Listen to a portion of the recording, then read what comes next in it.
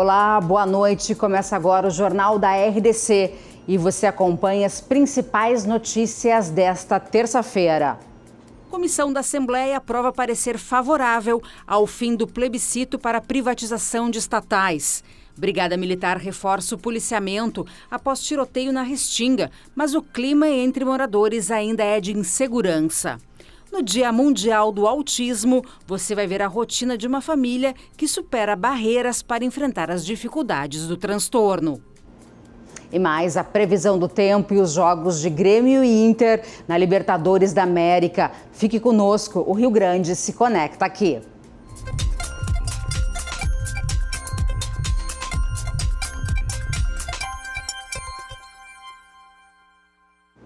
Vitória do governo estadual. O relatório favorável à proposta de emenda à Constituição que exclui a necessidade de consulta popular para privatizar as estatais, prioridade do governador Eduardo Leite, foi aprovada hoje na Comissão de Constituição e Justiça da Assembleia Legislativa. A proposta altera o texto da Constituição Estadual. A PEC retira a necessidade de plebiscito para o governo poder vender companhias como CE, CRM e Sulgás. Federalizando ou privatizando esta estatal. Com a supressão, feita a supressão, ou seja, aprovada a PEC, o governo terá que remeter um projeto de lei complementar sem precisar passar pelo plebiscito, mas terá que remeter igual um projeto de lei complementar para a CE, para a Sulgás, individual. Um para a CE, outro para a Sulgás, outro para a CRM, para propor, então, o futuro das suas vidas, né?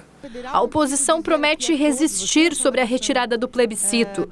Ainda diz que o ato irá monopolizar os serviços que são de utilidade pública.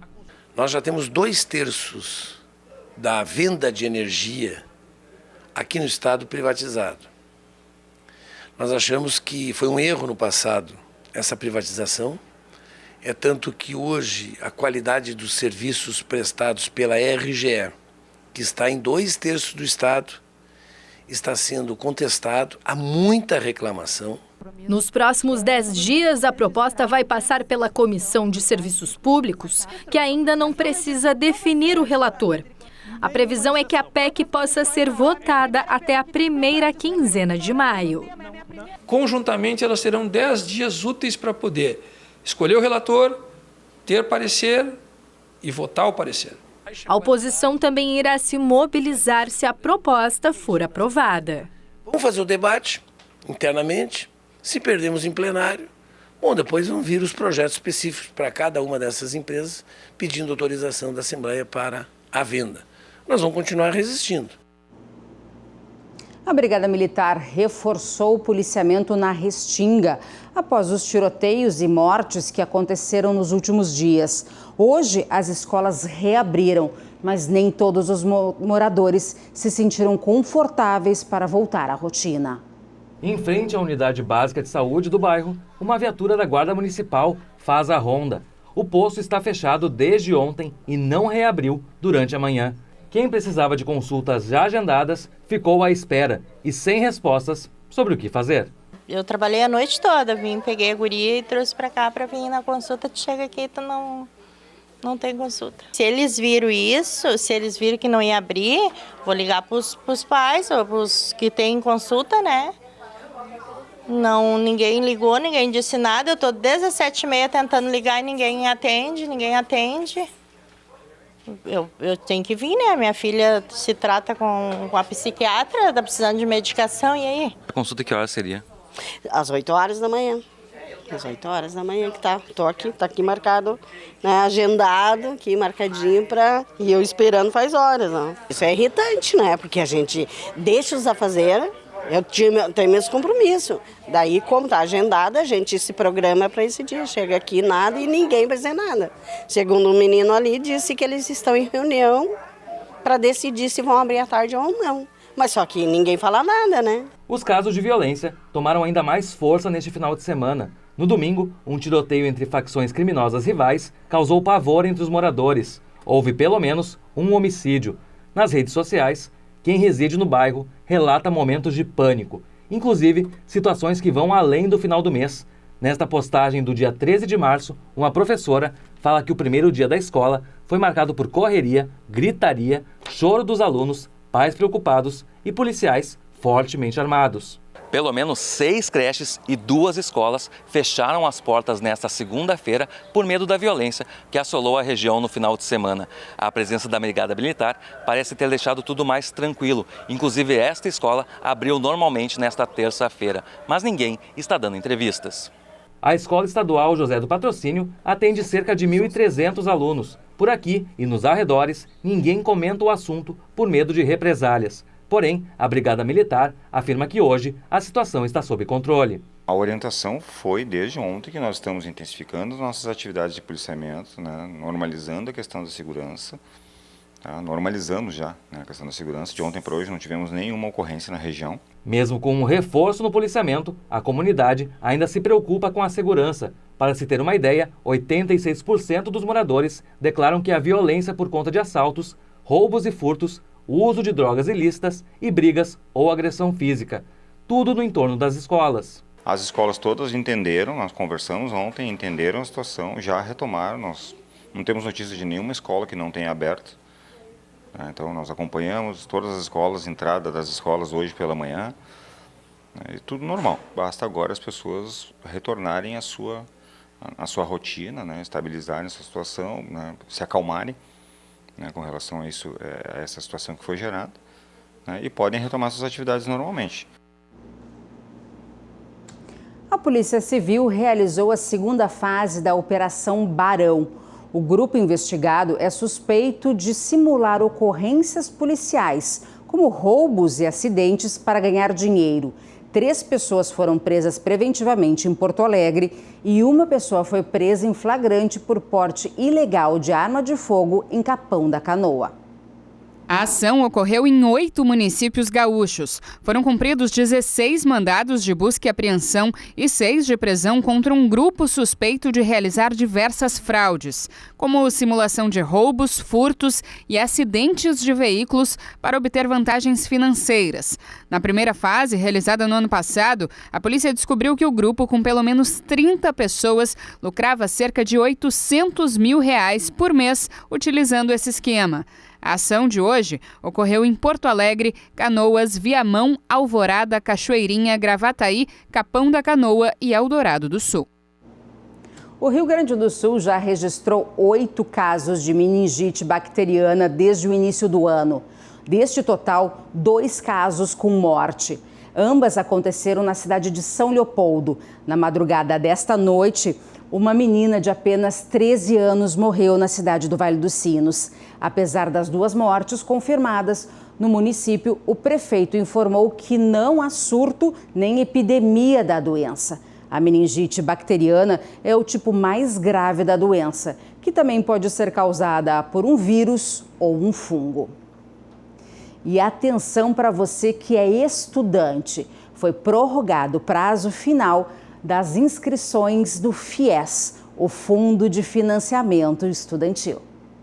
O Ministério da Educação estendeu o prazo para que os estudantes selecionados para o FIES possam concluir as inscrições até a próxima sexta-feira.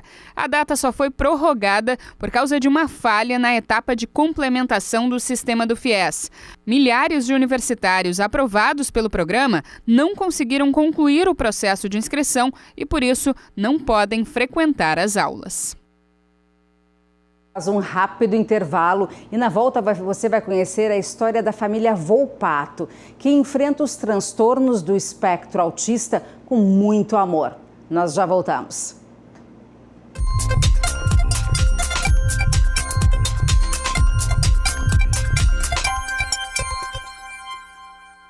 Atenção, passageiros que utilizam o Aeroporto Internacional Salgado Filho aqui em Porto Alegre. Foi inaugurado hoje um novo espaço de check-in, além de novas áreas de embarque e desembarque. É só apertar o cinto e curtir a viagem. Com 50% das obras concluídas do Terminal 1 do Aeroporto Salgado Filho, passageiros e companhias aéreas poderão usar um novo local para check-in, embarque e desembarque. O atual espaço para check-in deverá ser fechado completamente até o final de semana para as obras que devem se estender até outubro. A nova área de atendimento conta com 80 guichês, além de um novo sistema de iluminação e ar-condicionado. Com um investimento de 1,8 bilhão de reais, a empresa espera concluir a expansão do terminal ainda neste ano. Hoje o dia foi de tempo seco na maioria das regiões do estado. E vamos agora conferir a previsão, como ficam as temperaturas para esta quarta-feira. Em São Leopoldo, no Vale dos Sinos, a mínima é de 11 e a máxima de 21 graus. Predomínio de sol com pouca variação de nuvens. Erechim, no norte do estado, também tem predomínio de sol com poucas nuvens, mínima de 8 e máxima de 17 graus. Em Bento Gonçalves, na Serra Gaúcha, a mínima é de 9 e a máxima de 18 graus. Em Rio Grande, no litoral sul do estado, o céu deve permanecer claro ao longo do dia, com temperatura variando entre 14 e 23 graus. Cruz Alta, no noroeste do estado, tem variação térmica de 10 graus, com mínima de 14 e máxima de 24 graus. E agora vamos ao futebol. Chegou a hora. Internacional e River Plate se enfrentam amanhã no Beira-Rio. E a grande atração é D'Alessandro.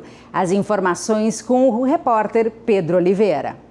Odair Hellmann tentou fazer suspense fechando a atividade desta terça-feira, mas o time colorado contra o River não deve ter nenhuma novidade amanhã e deve ser Marcelo Lomba no gol, Zeca na lateral direita, os dois zagueiros são Rodrigo Moledo e Vitor Cuesta, Iago na lateral esquerda. Os volantes são Edenilson, Rodrigo Dourado e Patrick, no meio de campo D'Alessandro e Nico Lopes e na frente Rafael Sobis. A principal atração desta partida é D'Alessandro, que é ídolo tanto no River Plate quanto no Internacional. Então este duelo tem um significado muito grande para o meia. É difícil até falar, porque se trata de River, se trata do clube que me revelou, se trata do clube que eu fiz toda a categoria de base, se trata do clube que eu passei mais da metade da minha vida lá dentro. O Colorado é o primeiro colocado do Grupo A da Libertadores, vencendo o River Plate amanhã às 7h15 da noite no estádio Beira-Rio,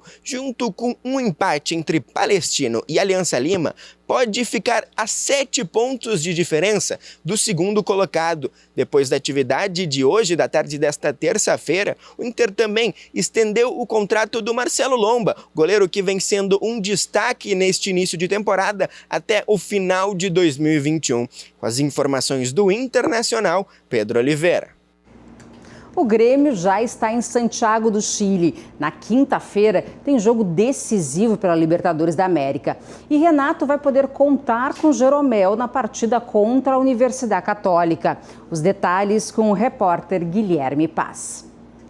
Na manhã desta terça-feira, aqui no CT Presidente Luiz Carvalho, o Grêmio realizou o último treinamento antes da viagem para o Chile. O tricolor embarcou às 1h30 da tarde, já está na cidade. Na quinta-feira, tem Universidade Católica pela Libertadores da América. Uma competição que o Grêmio não vai bem, precisa do resultado, precisa da vitória para depender só de si no retorno da fase de grupos para conseguir a tão sonhada classificação para as oitavas de final. E uma das grandes notícias para o treinador é que Pedro Jeromel está de volta. Ele vai a campo ao lado de Walter Kahneman, treinou ontem e hoje normalmente e está 100%.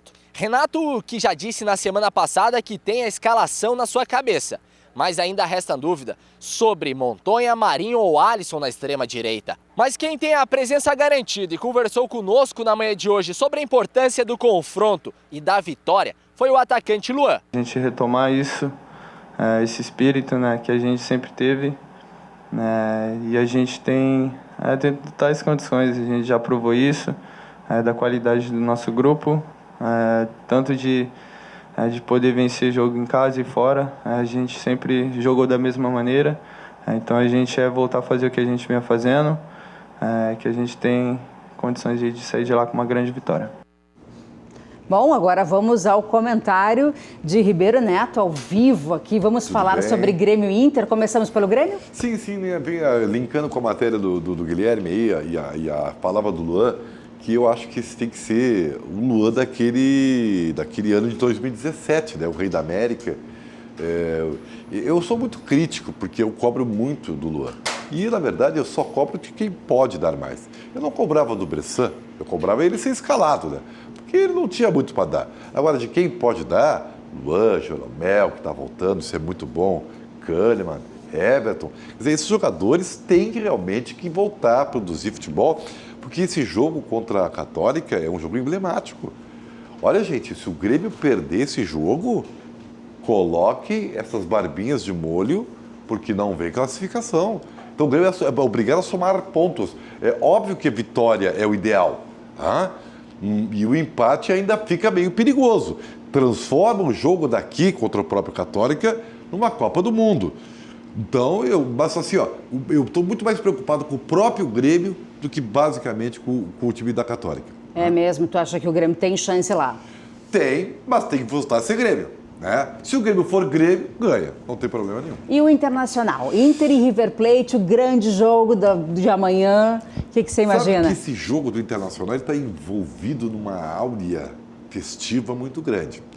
E aí vem um pouco do Ribeiro Neto chato. Eu reconheço isso aí. Tá? O que é o Ribeiro Neto chato? Eu não sou muito dessa coisa de misturar bola com festa. Tá? Aniversário do que é Inter. Festa? É aniversário do clube, é o aniversário do Estádio Beira-Rio, que faz 50 anos, o dia 6. É o grande jogo, estádio lotado, churrascada no envolto do Beira-Rio. Tudo isso, né? O D'Alessandro falando, o River Plate vai conhecer o estádio lindo e maravilhoso. Então, essas coisas assim, misturado com o vestiário, não dão certo. Né? Então, tomara que o Odair Hellmann seja competente, ele é, né? Para separar todo esse ambiente, né? E fazer com que o Internacional jogue com inteligência. Por que eu digo isso? A situação do Inter é muito confortável na tabela de classificação. O empate vai ser um grande resultado. Que o Inter ganhar, beleza, ótimo. Só que isso tem muito a ver com o padrão de jogo que o Inter vai colocar. O Inter não é obrigado a se estressar com o jogo. É o River que precisa do resultado. Que tem que procurar o jogo. Exatamente. Então o Inter tem que jogar esperando e aí fazer o seu melhor, que é jogar no contra-ataque. E aí pode ser que a vitória venha. E o que você acha, assim, os dois times estão parelhos, em termos, assim, do futebol, porque tem todo esse envolvimento. O River Plate vem sem 5 titulares. Mas eu já alerto para vocês que o time argentino, né, ele é casca grossa. Jogo de Libertadores da América é jogo diferente. Né? Qualquer jogo, não existe jogo jogado, não existe jogo fácil. Né? E o River Plate, mesmo com todos esses desfalques, e são desfalques importantes, o Escoco, por exemplo, não vem, né? O Quinteiros está fora, quer dizer, jogadores importantíssimos para o River Plate. É o River Plate. Então, o Internacional, consciente da vantagem na tabela que tem, né? Focado, com atitude, não se influenciando pelo ambiente festivo, eu tenho certeza que pode, né, sacramentar, inclusive, o seu primeiro lugar do grupo, dependendo do outro jogo entre Aliança de Lima e Palestina. Legal. Amanhã a gente comenta o resultado, então. Valeu. Obrigada. Exato. Uma boa noite. Valeu. Bom, a gente segue o jornal, então, né? E hoje é o Dia Mundial da Consciência do Autismo. Estima-se que 1 em cada 160 crianças no mundo tenha o transtorno do espectro. No Jornal da RDC de hoje, você vai conhecer a história da dona Lúcia e do filho, Raul, de 33 anos. Uma verdadeira lição de vida. O diagnóstico foi o ponto de partida. O Raul só tinha 2 anos de idade e foi naquela época que a mãe dele, a dona Lúcia, começou a perceber um comportamento diferente do filho. Depois de passar por muitos profissionais, a descoberta: Raul tem autismo. Desde o momento que recebi esse diagnóstico, eu acho assim que eu nunca aceitei aquilo como algo que eu não pudesse fazer nada. No país, todos os anos, surgem pelo menos 150 mil novos casos de autismo. Ou seja, milhares de novas famílias, também todos os anos, se superam a cada dia. Se o desafio que o transtorno causa na vida de uma pessoa diagnosticada já é imenso, imagine só para a família que enfrenta o dia a dia da rotina de um autista. Lúcia confessa, não é uma tarefa fácil, mas foi a partir da integração do Raul nas atividades do cotidiano que o comportamento dele ficou bem melhor e o clima dentro de casa também. É uma dor tão grande quando tu fica sem saber o que fazer, porque tu não tem... As pessoas que estão observando também não sabem o que fazer, porque eles, além de não saber o que está acontecendo, eles também não sabem como reagir, porque não conhecem, né? Se tu não conhece, tu não tem como interferir nem para ajudar. Mas em casa foi muito importante a família não aceitar aquilo como, meu filho é doentinho e eu não posso fazer nada. Durante a gravação, Raul aparece. Faz como de costume, todos os dias, o lanche da tarde, olha a televisão, é cheio de manias, cheio de sorrisos também. E fica de olho nas nossas lentes. Tu mesma colocaste que amar é exigir, não é mesmo? Com certeza, é cobrar. Eu nunca tratei meu filho de pobrezinho. Ele é alguém capaz, sabe? Ele pode melhorar, ele pode crescer. Eu não facilito as coisas para ele, eu exijo dele. E eu acho que, como a gente falou, amar não é passar a mão na cabeça. Amar é cobrar e exigir para fazer a pessoa se levantar. 2 de abril, marca o Dia Internacional do Autismo. Mas é só uma data. Afinal, o que mais vale mesmo é a força das mães, pais, avós, tias, quem quer que seja, lutando a cada dia pelo bem-estar de quem se ama.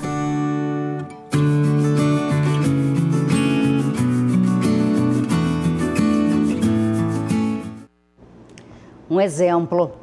Bom, o Jornal da RDC fica por aqui. Amanhã nós temos uma equipe de reportagem em Brasília e você vai acompanhar tudo aqui no Jornal da RDC. Mais notícias no Rio Grande em Movimento ao meio-dia e você fica agora com o Cruzando as Conversas. Boa noite e até amanhã.